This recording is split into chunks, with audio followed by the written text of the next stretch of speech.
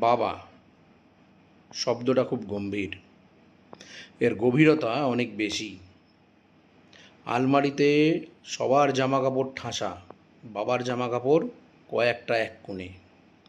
পায়ের চটিটা যতদিন না ছেড়ে ততদিন নতুন কেনে না। বুক পকেটের মোবাইল ফোনটা কিপ্যাডই হয়, ছেলে মেয়ে বউকে স্মার্টফোন কিনে দেয়। রোদ, ঝড়, জল সব মাথায় নিয়ে পরিশ্রম করে যায়, পরিবারকে সুখে রাখবে, পরিবারের জন্য সঞ্চয় করবে।